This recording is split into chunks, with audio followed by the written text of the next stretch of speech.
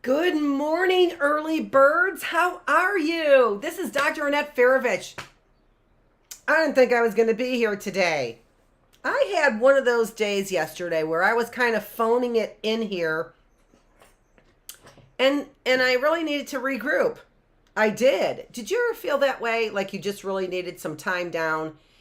And I have to say, that is one of the best things I think about this new change in our schedules with COVID, is that if we look on the bright side, one of the things I've noticed is that I have been able to, I didn't take enough time this morning, but I'm able to take some time to myself when I need the time, the level I really want to be at, right? And when I'm here for you, I really need to be, or I really want to be, at my very best.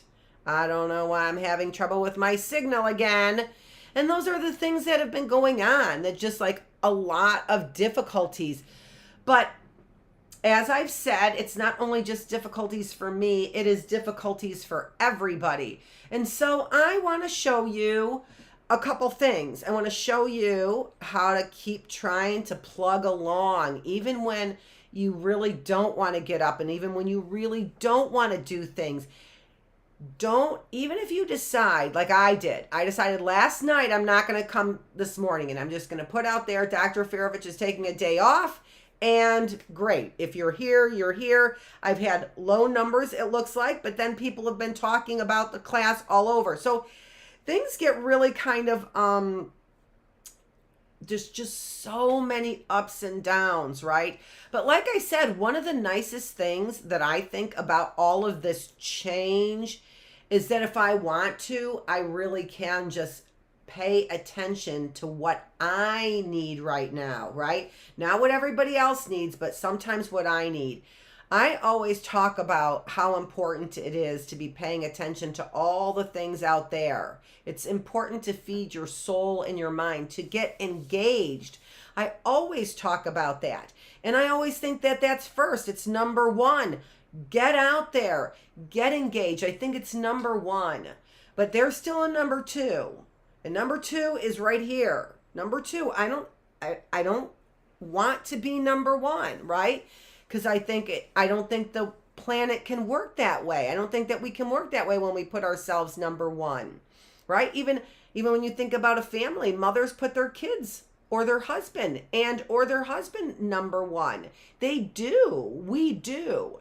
So it's not bad to be number two. It's not bad to be number two. Hopefully by being number two in your own eyes, you'll be number one in somebody else's eyes. Write it down, somebody, right? Hopefully by being number 2 in your own eyes, you'll be number 1 in somebody else's eyes. Okay, all right, give me a minute because I want to switch cameras and I don't have my camera number 3 on for me. So we're going to do that, which is only going to take a second.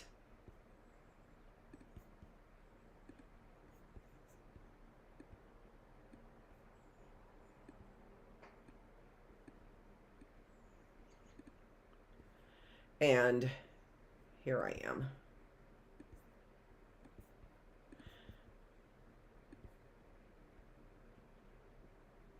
Okay, so what I decided that I was going to get up,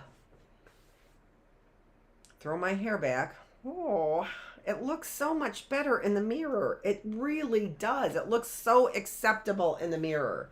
Looks so unacceptable on camera. Blah. I don't even know where we were in the book, but I kind of have an idea. But as I said, I'm a little relaxed this morning, and the only thing that we're going to do, no, we're doing 2 things.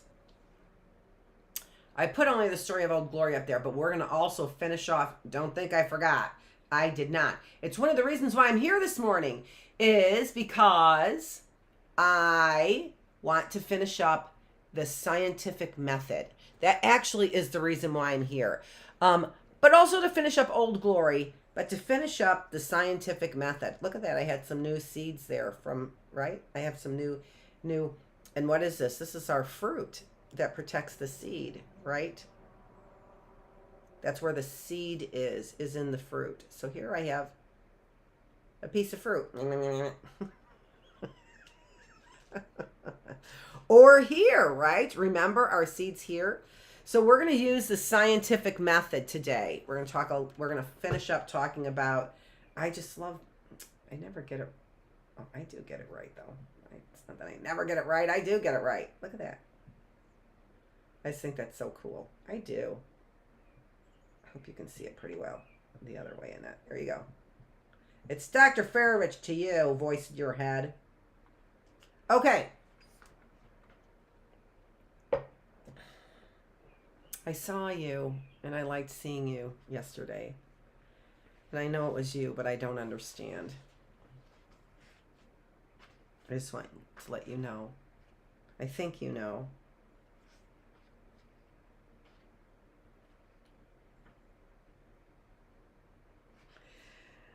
Let's start reading, although I do have to get my glasses. All right, so as I get my glasses, I'm going to try and see the letters on the page. And see if I can't figure out exactly where we were. I'm pretty sure I remember seeing this picture here. But pretty much the flag is being highlighted throughout the whole entire book.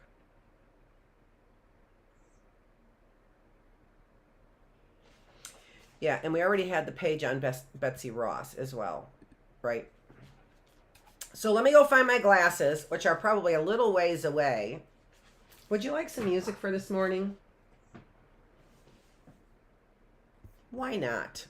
It seems like a music day to me. I have a new song. Let me think. I know that there was another song that I really wanted to play for you guys in the back of my head, and I was like, that's a good song. Play that song. I don't remember what it was. But it was a good song, and I'll probably remember it somewhere down the line. But until then, let me play my new favorite for you.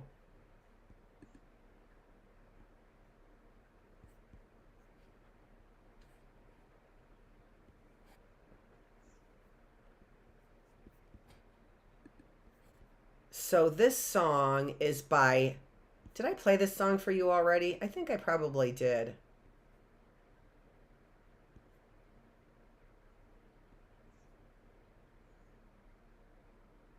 Oh,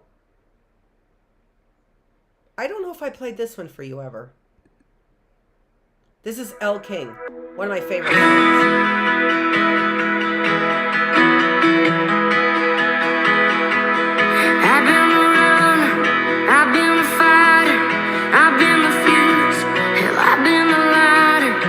Taking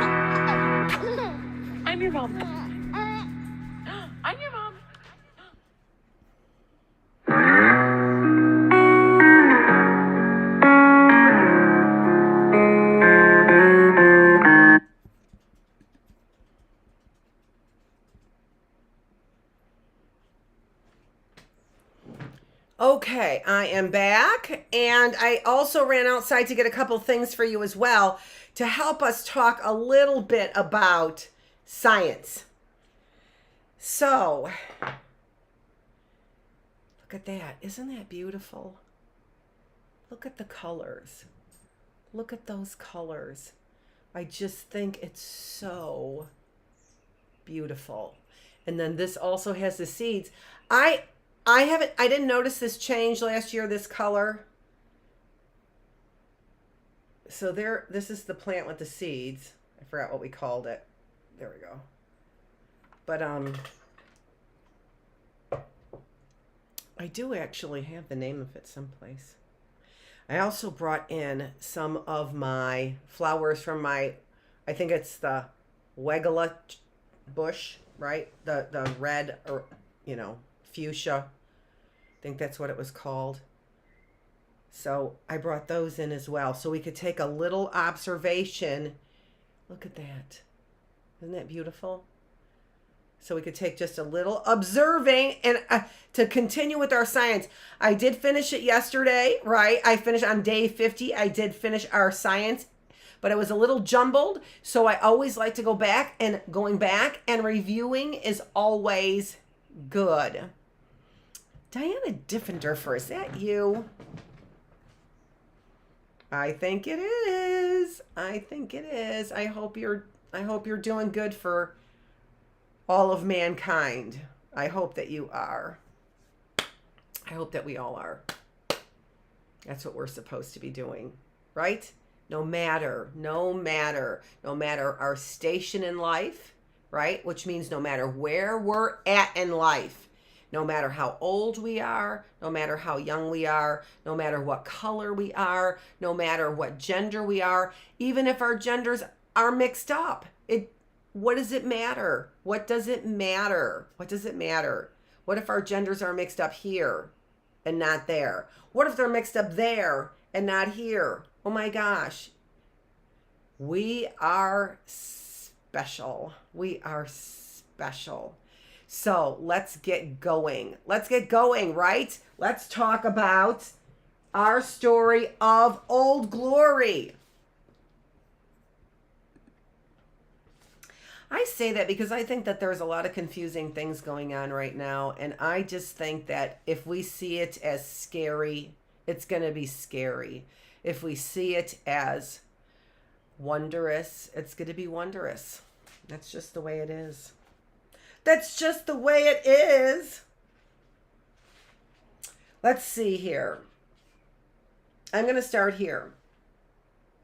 Of all the legends, the Betsy Ross story is the most persistent and the most charming. Her grandson, William J. Canby, first told it in 1870, almost a century after the event, while reading a paper before Pennsylvania Historical Society. His grandmother, Mr. Canby, said it was a well-known Philadelphia seamstress whose first husband had been killed in an accident during January 1776. This, of course, is an established fact. In June 1776, Mr. Canby went on General George Washington financier Robert Morris and George Ross, an uncle of Mrs. Ross's deceased husband, paid a visit to Mrs. Ross's shop. Saying they constituted a committee appointed by Congress, the gentleman asked Mrs. Ross to make a flag of which they had a rough drawing. After stating that she had never made a flag, Mrs. Ross agreed that she would try. The stars, she said, should have 5 points, not 6, as in the sketch. Using her scissors and a piece of folded paper, she quickly demonstrated the ease with which 5-pointed star could be cut. After suggesting a number of other minor changes accepted by the committee, she went about making what legend has it was the first flag. What I don't understand here is why they're taking credit away from Betsy Ross. She made the flag. I don't understand how this has become a charming story, a most charming story. She made the flag. The guys designed a rough draft of the flag. She perfected the flag. Why are you taking credit away from Betsy Ross? Oh, yeah. I forgot. She's a woman.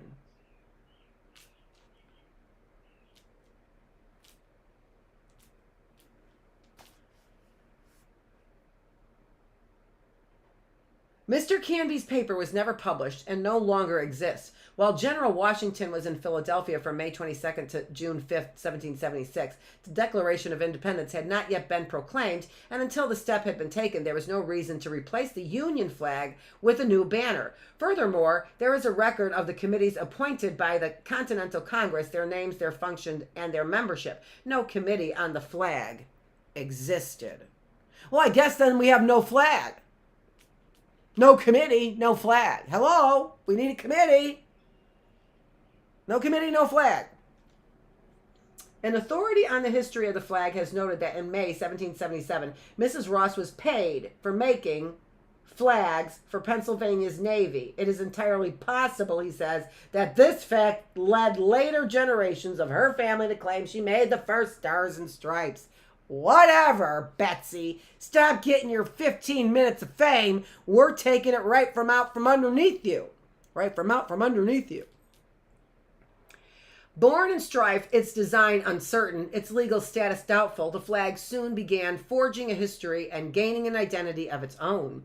On February 14th, Valentine's Day, 1778, at Quinbaron Bay on the northwest coast of France, John Paul Jones induced the admiral of the French fleet to exchange salutes. In doing so, he gained the first formal recognition of the flag by a foreign power. 2 months later, Jones sailed from Brest for a raid on the English coast. On April 24th, after an hour-long battle, he defeated the British sloop Drake. The surrender of the Drake saw the American stars float for the first time over a beaten foe.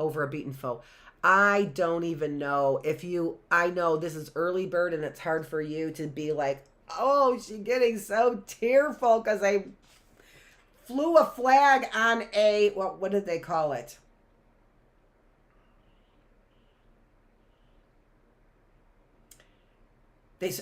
They saw American stars float for the very first time. American stars float is how they put it for the first time over a beaten foe. How does she get some teary-eyed because they say that the American stars were floating over a beaten foe? I don't understand. Oh my goodness gracious. We had won a battle, and in winning that battle, we were able to fly our Betsy Ross flag. I did read all this. As the Continental Congress thought of it, only a Navy flag had been created. Washington's ragged Continental still had no national banner under which to fight. Throughout the Revolution, most Army units went into battle carrying only their colorful state and regimental standards. In fact, more than 100 years would pass before all units of the Army would be authorized to carry the national flag. The artillery received such authorization in 1834. The infantry in 1841 and the cavalry in 1895. Remember, I talked yesterday about what those were. The problem of supplying Washington's army with flags is illustrated by a letter which Richard Peters, Secretary of Board of War, wrote to General Washington on May 10, 1779, almost 2 years after the flag resolution passed. And one of the reasons why I don't mind rereading this, even though I know I went through it yesterday, is because I didn't have a lot of passion yesterday. I was really having a little bit of an off day, even though it was day 50. I did enjoy our science part of this. That was the day before yesterday I was reading this, right? Not yesterday. Yesterday I was pretty good. Our day 50. It was the day before. So I don't mind reading this because this was from the day before, right? This was from Tuesday. Yes, we read this on Tuesday, the 4th. So I don't mind rereading this. I was a little bit in a funk on the 4th. We hope to have in a short time a competent number of drums. As to colors, we have refused them for another reason. The Baron Steuben mentioned when he was here that he would settle, Your Excellency, some plan as to colors. It was intended that every regiment should have 2 colors, one standard of the United States, which should be the same throughout the army, and the other a regimental color, which should vary according to the facings of the regiment. But it is not yet settled what is the standard of the United States. If Your Excellency will therefore favor us with your opinion on the subject, we will report to Congress and request them to establish a standard, and so soon as this is done, we will endeavor to get materials and order a number made sufficient for the army. So the army wants colors, colors, colors, colors. And the reason why I say it that way, if you don't understand, is because it really is the colors that are separating us and have separated us, right? What do teams do? Teams pick names and teams pick colors, right?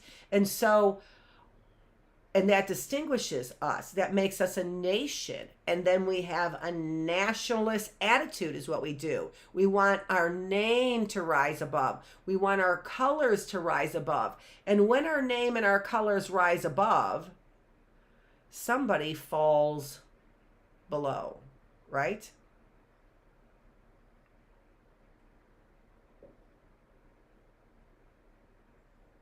I'm looking at myself over there on the camera and I'm like, whoa, do I look bad? Thank goodness I got my glasses. Holy moly. I had to redo that. That wasn't a good sight. Hold on just a minute. I'll be reading the rest of this like this. No, I'm not. We all have bad hair days. I had a few in a row.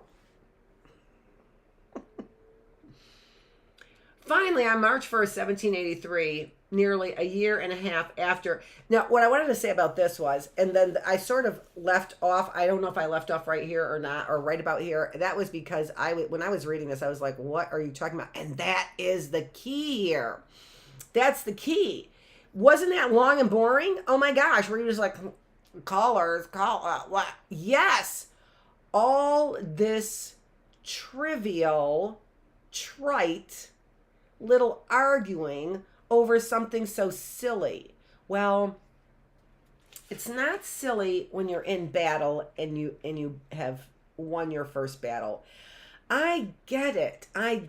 But have we not gotten past this idea of war? Have we not gotten past this idea that we have to be number one, and in order to do so that we have to make everybody else number two, starting way down here? Give me a whole clear path to number one, right? This hasn't worked for us. We need a different his story. We need a different history. We need a her story. We need a her story. We need something from a place of love and gentleness and nurturing. That's what we need. Not a place of colors. Colors. It's a movie. Watch it. It stars Sean Penn and Paul Newman. Paul Newman. Good movie. Finally, on March 1st, 1783, nearly a year and a half after the surrender of the British at Yorktown, Washington received a communication stating that Congress had fulfilled his request for national standards. Unhappily, delivery was never made. Lost in storage, what happened to those flags remains unknown to this day. My guess is those army lurches ended up going in there not liking the flag because they didn't have the army regiment on it. That'd be pretty much my guess. Army's been out there. Which one of these is not like the other?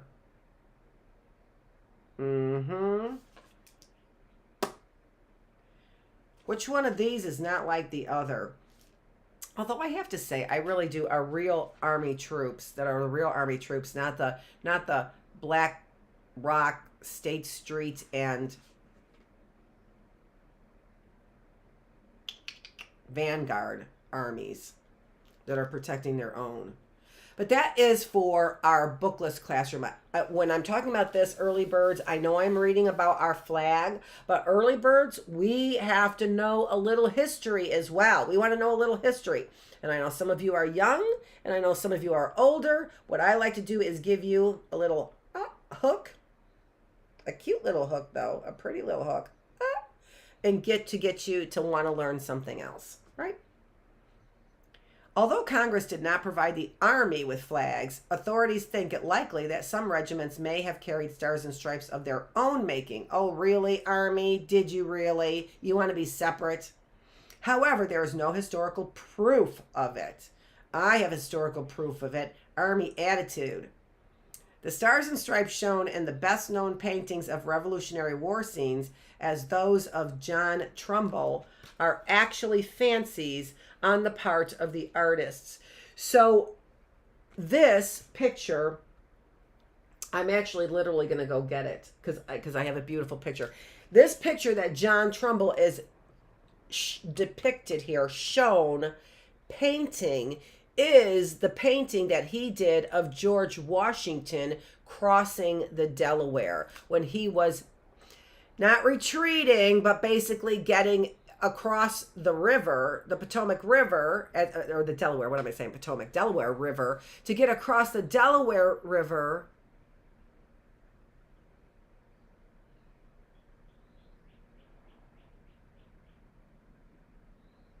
I'm just thinking about Biden and his son being returned to him.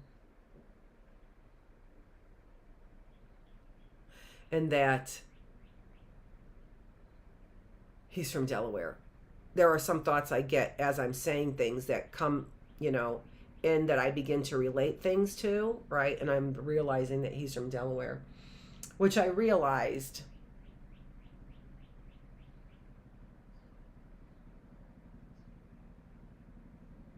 I just didn't think about it in the same way now, crossing the Delaware. And as you can see, I'm still thinking about it. I'm still thinking about it. I'm making a whole bunch of associations in my head, and that's okay. We're told that you got, stay on task. No, yes, but no. You have to think about things. That's the way your mind works. That was important for me to think about those associations. There were a lot of associations that I made with that seem weird to you, maybe, because I didn't tell you all of them. There were a whole bunch going on right there, right in the middle of reading a story. See how the mind works? It's amazing. The mind is amazing. And on that note, I am going to, where are we on time? Oh, we're out of time. I know I started late, and I probably didn't even get to any new material, but I did.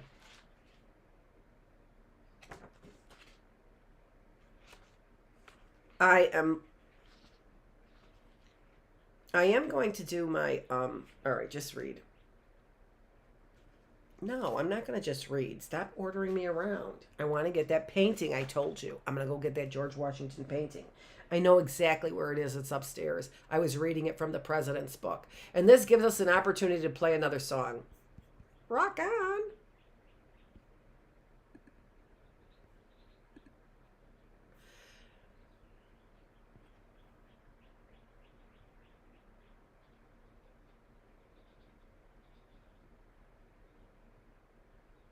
I'm deciding if I'm going to continue the song that I started playing, and I might as well. If it's, I've played it before. It's not my necessarily favorite song, but it was my favorite song for a while.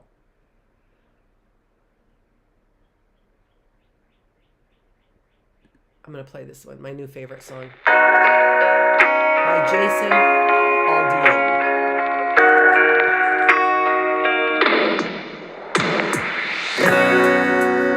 She said, baby, do you ever miss being alone?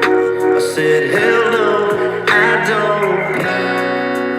don't. She said, do you really think I'm where you belong? I said, you know, and I know you're perfect for me. Everything I'll ever need. I ain't playing what I'm saying. When I got what I got, I don't miss what I had. The old me before you belongs to the past. In the back of your mind, you might think there's something more I want.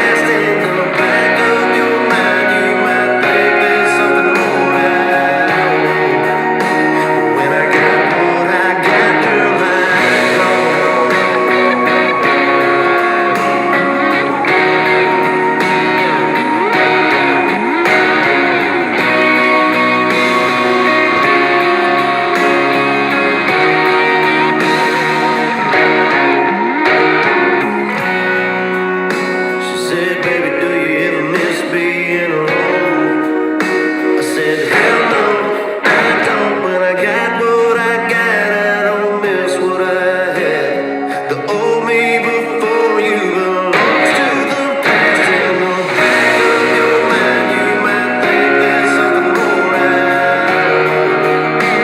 When I got what I got, girl, I don't. No, I don't. No, I don't. When I got what I got, girl, I don't.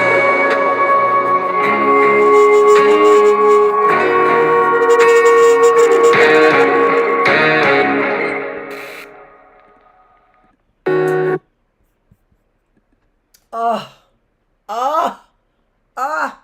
How about that song? You know, there's so many people who are looking, even young people are looking to have somebody care about them and love them. And sometimes it's so hard to find, isn't it? You know, it's like I said, I forgot what I said earlier. The thing I told you to write down about how if you put yourself second, somebody else will hopefully put you first. And that's what that song is about, isn't it? That song to me is about somebody totally putting everything else aside to have that one person laying next to them that they love with all their hearts.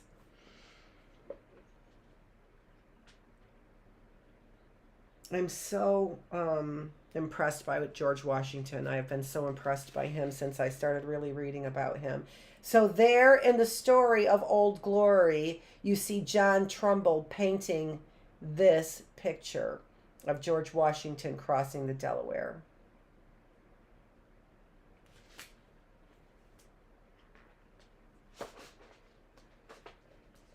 I just can't stop thinking about that thought of Biden being from Delaware. It's just hanging right there. That thought is just hanging right there.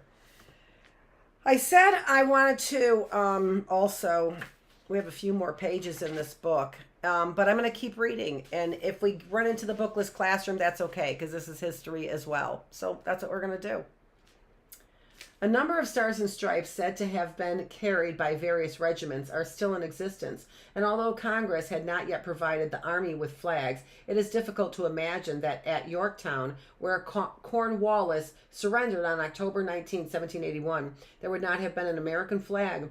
In this case, there is supporting evidence. An artistically inclined British officer painted a watercolor of Yorktown during the siege. This picture, owned by Colonial Williamsburg Inc., I did that already, so we've already read this because I made that same mistake before, which is too bad because I could have probably finished the book in time. This picture, owned by Colonial Williamsburg Inc., shows the Stars and Stripes flying over the American fortifications. At the conclusion of the Revolution, the Army was reduced to well under 1,000 men. The last remaining United States warship, Alliance, was sold in August 1785. From then until 1794, when our new Navy was established, only American merchant ships carried the Stars and Stripes into foreign harbors. On September 30th, 1787, a merchant ship, Columbia, under the command of Captain Robert Gray, sailed out of Boston flying the American flag. On August 10, 1790, she was back. After a 42,000-mile voyage, for the first time, the Stars and Stripes had been carried around the world. I read that. On January 13, 1794, Congress passed a second flag resolution. Like the first, it was brief. In less than 4 lines, it stated that beginning on May 1st, 1795, the flag should be 15 stripes, alternate red and white, with a union of 15 stars, white in a blue field. The second flag resolution was enacted as a result of the admission of Vermont, 1791, and Kentucky, 1792, into the Union. By now, the government was functioning under the Constitution, and legislative discussion was recorded in the Congressional Journal. Introduced by Stephen Bradley of Vermont, the second flag resolution met no opposition in the Senate. In the House, the representatives, however, spirited debate followed before the resolution was passed by a vote of 50 to 42. One congressman voted against the resolution because ship owners would have to buy new flags for all their ships at a cost of $60 each. It should be borne in mind that in 1794, the United States was still a small, struggling nation. There was no navy, and the bulk of the small army was far away from the Ohio country fighting Indians. in the French and Indian War, which I said on Tuesday. Under these circumstances, many congressmen expressed the opinion that a flag resolution was too trivial a matter to take up their time and attention. The most telling objection, of course, was that if stars and stripes were added with the admission of each new state, the flag would soon become cluttered. However, the majority of congressmen were swayed by the argument that Vermont and Kentucky would be offended if they were not represented on the flag. Besides, the added stars and stripes would show foreign powers that the young nation was growing, and it was growing. Within another decade, during the expedition of 1804 to 1806, Lewis and Clark carried the flag across the continent to the Pacific Ocean. When I read this the other day, it really was a little out of touch. The most famous American flag is the Garrison Standard, which flew over Fort McHenry during the British bombardment on September 13th and 14th, 1814. The sight of this flag still flying proudly after successful defense of the fort inspired a 22-year-old Francis Scott Key to write the Star-Spangled Banner.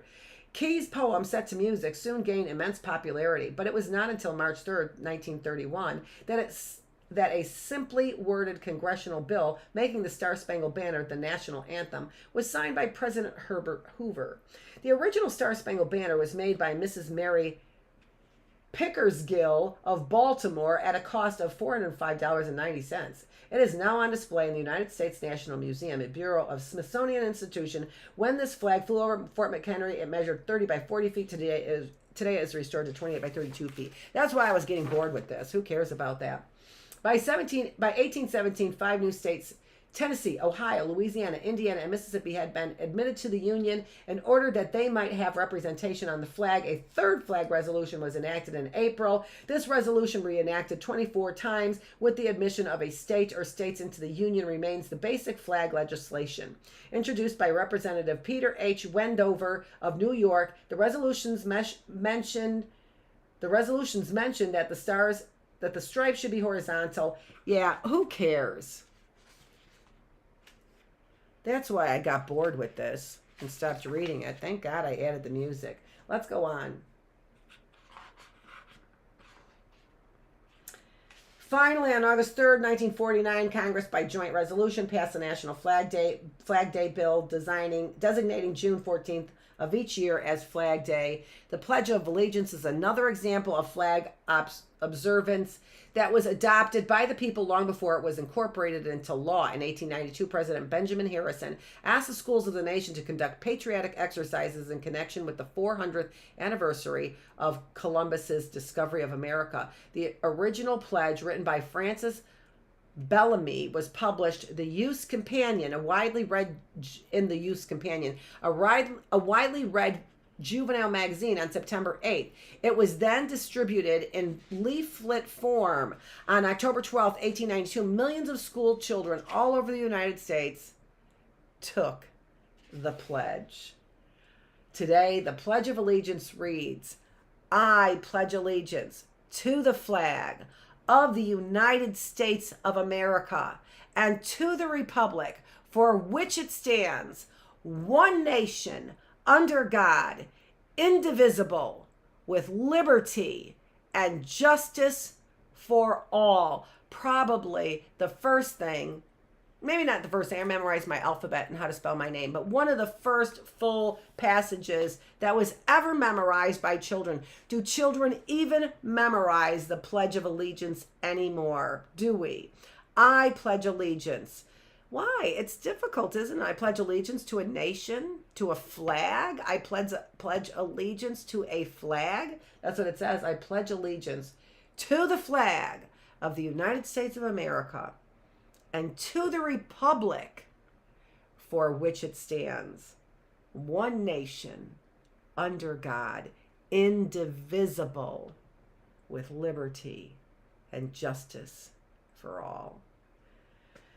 I love it. When first published, the pledge contained the phrase "my flag," since this would permit a person who was born in another land to think of the flag of that country. It was felt that a change of wording was needed. And on June 14th, 1923, representatives of some 68 patriotic and civic organizations met in Washington, D.C. This first National Flag Conference recommended a change in the wording. The recommendation was adopted, and the words "my flag" were changed to "the flag of the United States of America." Who cares? I cannot even believe the trivialness that they go into on this when we've got so many more important things to worry about than that, right?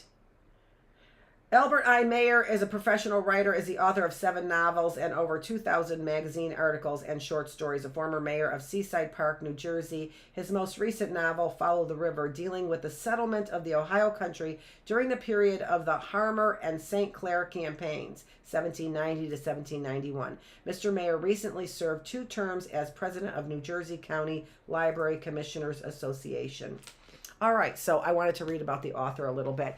The last thing I wanted to do is exactly what I said I wanted to do, which is to go back to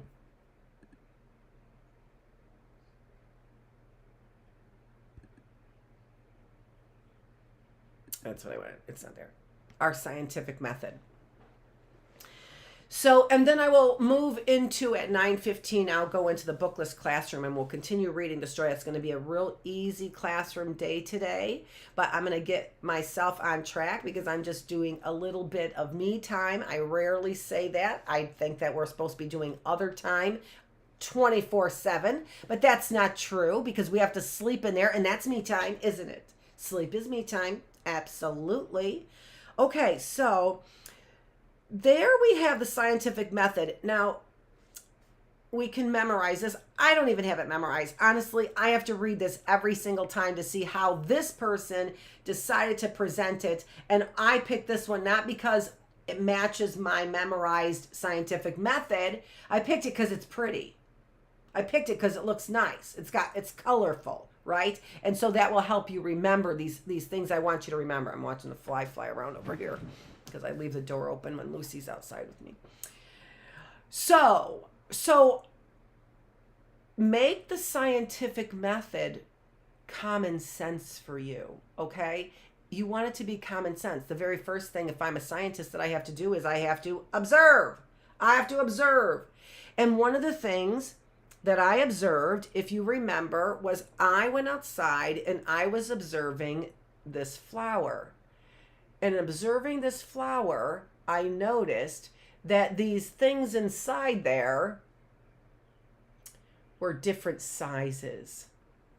And so I looked it up. And what I hypothesized was that they were different.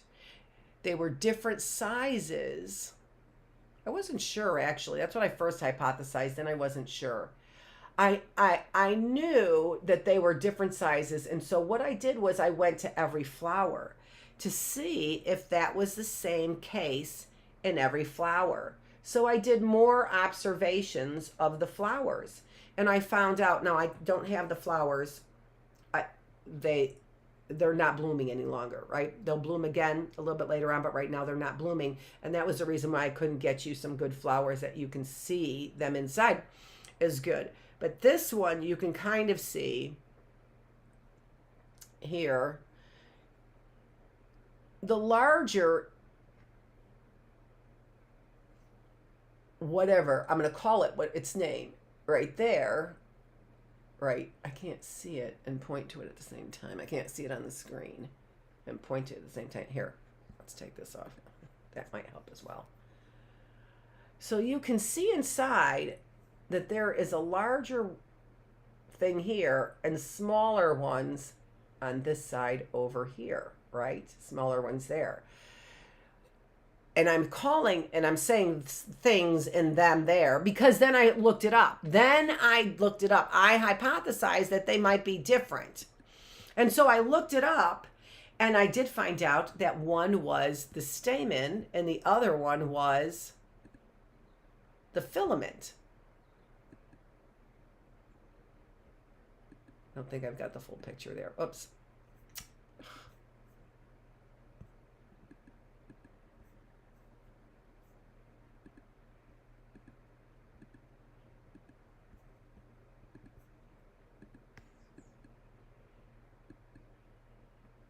Okay.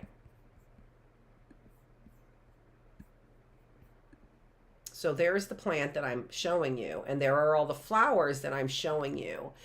And so you can see that on the side, oh, it's a stigma. That's what I said. I called it a stamen. On the male side, the tiny little things I was seeing are called anthers, held up by filaments. The larger thing in the center of that flower I was looking at was the stigma. So do you see what we do? There is no way for us to be able to understand the world around us, and we need to be able to do that in order to be able to function like we're supposed to, right? We call that regulation. In order for us to move closer to the things that are good for us, in order for us to stay away from those things that are bad for us, the very first thing that we have to do is we have to get information, and we do that by observation. And then once we observe, the next thing that we do is we ask questions. I wonder why that one inside, there's one inside there, the flower, the center of that flower, that's bigger than the others. I wonder why that is the case. I wonder why this leaf is turning purple like that. Is that what happens before it goes into fall? What's the purple color for? Does it help those seeds grow inside? What happens? Does it help those seeds dry out a little bit inside there? Why does that leaf that was once green, I just pulled it off of there. Why does it turn purple? Why does it turn purple? That would be a question that we have there. See, number one there says, number one says question. And then I would form a hypothesis. Maybe it's because it helps the seeds dry out. Maybe as this dries out, but why is it red? I don't know. That's a good question. Thank you. I thought so too. But I don't have the answer. So what I need to do is I need to get some materials together and get those plants together and observe those plants and watch those plants. Here was another leaf that I had as well that I said, so this was very peculiar to me, that I had these burnt edges, literally burnt edges, but only on one of my plants. Could that happen in nature? That's my question. Could Mother Nature just burn the edges of some leaves on one plant? No. So my hypothesis is that a human being must have burnt the edges of this. That is my hypothesis. And then what do? I get materials together, cameras together, right? Interview people. So pay attention, police officers, because this is how you do an investigation, all right?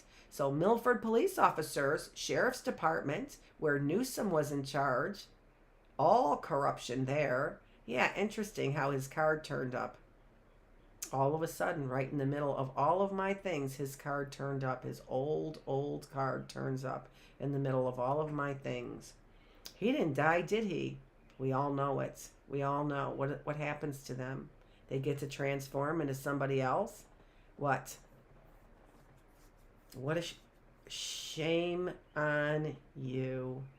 Shame on you. And you know what I know about that guy? This is what I know about that guy. I know he was the meanest guy in the world to his wife. The meanest person in the world, but he was to his wife. That's what I know about that guy. And I also know that he loved to put women to shame. He loved to make them cry and beg. That's what I know. And I shouldn't say that all on the early bird classroom, because what we're supposed to do, but we put things together. I'm wondering who did this. I'm wondering who would do this. Who would do that to a plant? That's what I'm wondering. Okay, and so then what do? We get our materials together, our plants together, to see if this happens only when somebody puts a torch to it, right? Does that only happen when somebody puts a torch to it? And I think that's evidence. And then what do? We plant plants and see if that ever happens. In the sunshine, in the shade. We see if the only time that a leaf looks like this is when it's set on fire.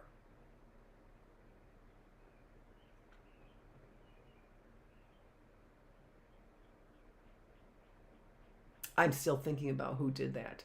I'm still thinking about all of that right now.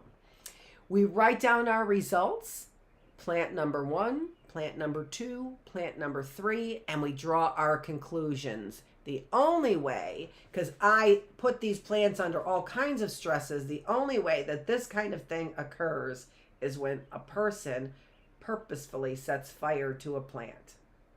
This is Dr. Annette Feravich. Thanks for joining me. We are here in the early bird classroom, and I did it, folks. Sometimes you just got to get yourself up out of bed and decide that that is what you are going to do. Sometimes you don't have to decide that that's what you're going to do. You don't have to decide that if you don't want to. But this morning, I wanted to. Last night, I didn't. This morning, I wanted to get here and see you. Thanks for joining me. Dr. Annette Feravich. I am here with the Early Bird Classroom. And I am here because I am the teacher. In red, white, and blue, because we are still celebrating our experiment, the great experiment, the independence of the United States of America. Thanks for joining me.